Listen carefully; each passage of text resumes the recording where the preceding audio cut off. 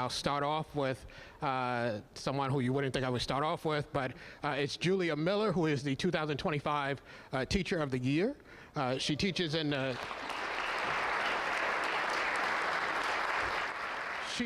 she teaches in the New Haven Public Schools.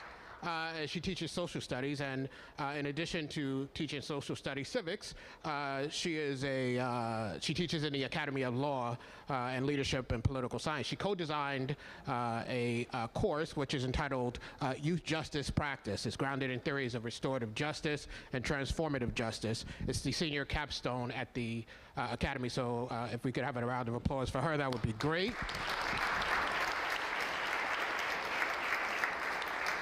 And then I brought my closest constituents with me, and I'm not given to doing these things, but it's not often that I get to have them all with me.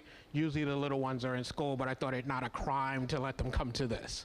And I just want to say, about 10 years ago, a little more than 10 years ago, I met a woman who has become extremely important to me, not just as my wife, but as counsel, as someone I can think with, and as someone who provides me with peace when sometimes this building isn't doing that.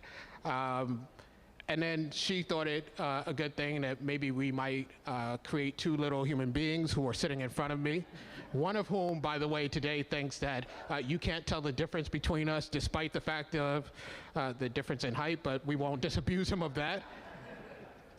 And then the other being his twin, my daughter Imani. And let me just say this. They have reminded me over and over of the importance of what we do here. I hear a lot of talk about bipartisanship, and most of what we do here is actually that.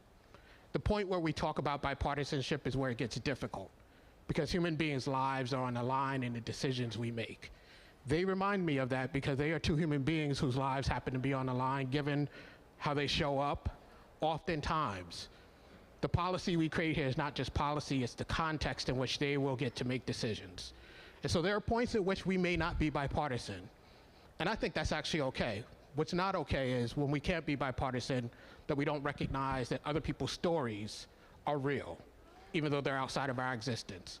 And so when we break away from bipartisanship, it's okay. Let's just remember that there are existences outside of ourselves and even our constituency. And we represent not only those 100,000 people, but all of the people of the state of Connecticut. Thank you. Thank you, Senator.